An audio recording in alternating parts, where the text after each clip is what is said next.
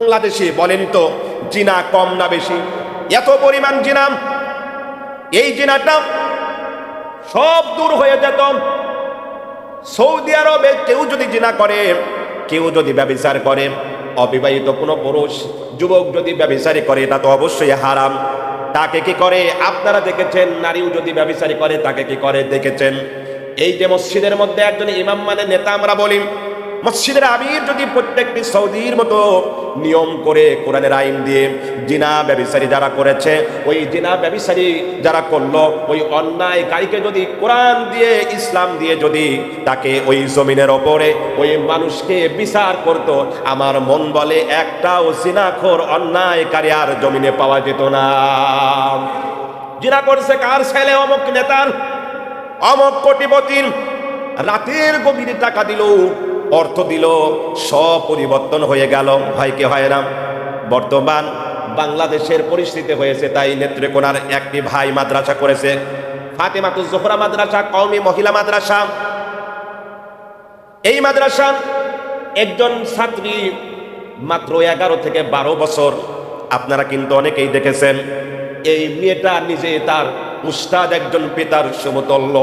খায়রুকুম মান তাআল্লামাল কুরআন ওয়া আল্লামা, যে নিজে শিক্ষা করে অপরকে শিক্ষা দেয়, সেই হলো শ্রেষ্ঠ ব্যক্তি। এই মানুষের নামে যখন মিথ্যা অপবাদ দিল, বাস্তবতায় বাংলাদেশের এমন নিয়ম সিস্টেম, আসলে বিচার একেবারেই কম। আগে তদন্ত করা হয় না, তাই আগে মার।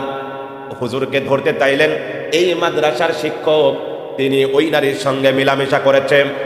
এবার ডাক্তারের কাছে গেলেন, দেখতে পেলেন সব পরীক্ষা হয়ে গেল, দেখলেন 4 থেকে 5 মাস 6 মাসের সন্তান তার গর্ভের মধ্যে, 11-12 বছরের সে একজন শিশু, তার পেটের মধ্যে আর একজন শিশু রয়েছে।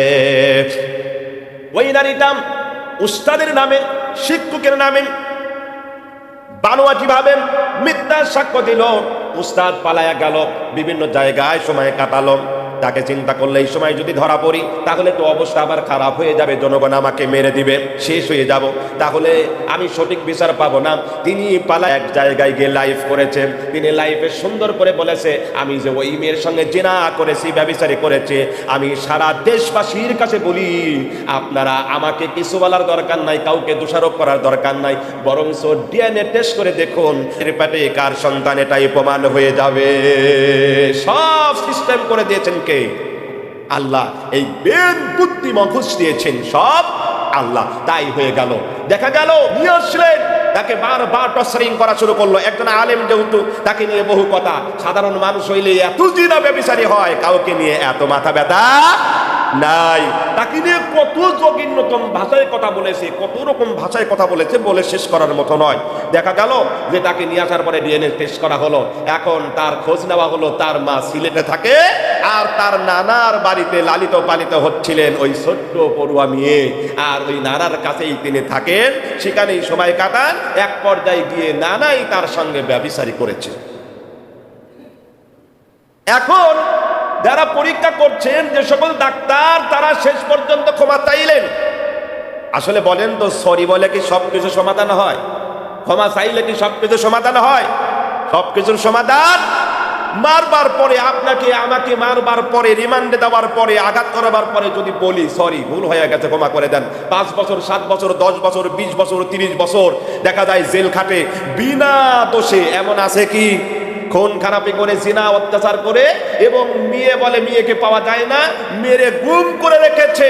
10 বছর পরে ওই মেয়ে 2টা সন্তান হাতে করে নিয়ে চলে আসে।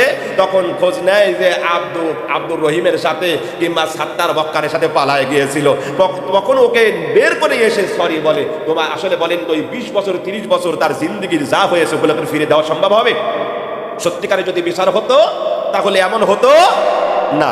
এই জন্য আসুন, যে বিচার যদি সত্যিকারে হয়, তাহলে সঠিক যদি বিচার কোরআন থেকে করা যায়, তাহলে মানুষ সত্যিকার